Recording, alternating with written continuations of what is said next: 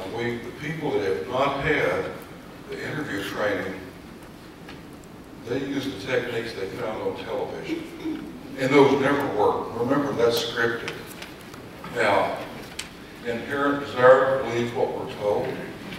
And a lot of it is we don't want to question people. Past experience and knowledge can lead to certain assumptions.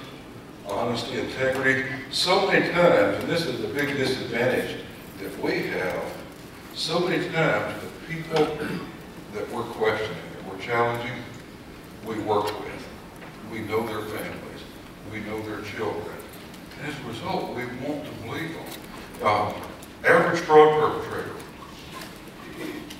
is a member of management, has a college education, is a member of church, owns their own home, has a standard 2.3 children, never been convicted of a crime, and they are us.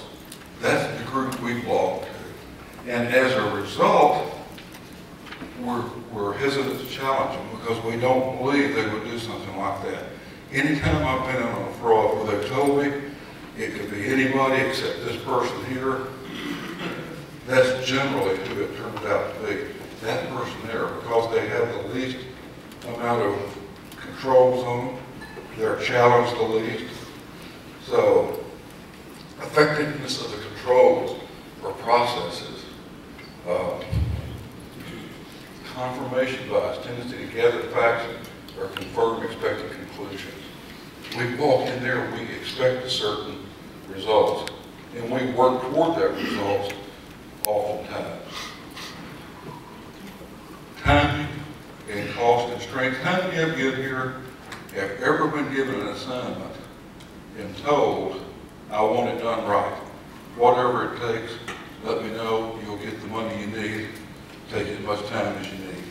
You don't need that. When you don't get that, we're always challenged to beat last year's time, to do better than we did before.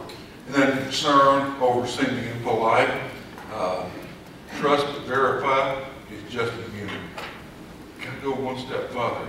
I worked in this position. How could I defraud the company and get away with it? What would I do? How would I do this? Yeah, we've got to stop. For us to be effective as fraud examiners, we've got to put ourselves in the position of the fraud perpetrator. What would I do?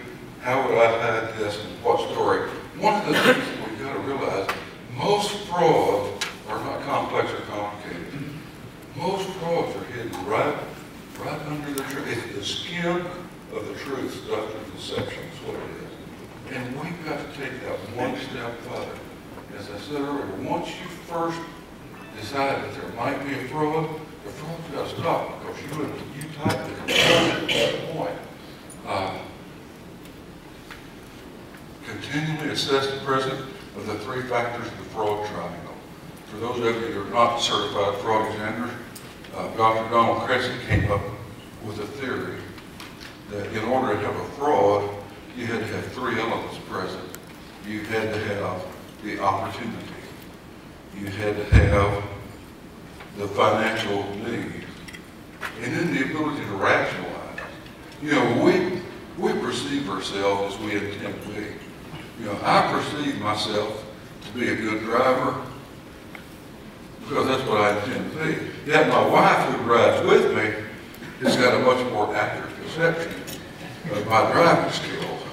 We were driving along the other day, and I'm shooting in and out of the lane, and she looked over and said, you know, you really ought to use your turn indicator.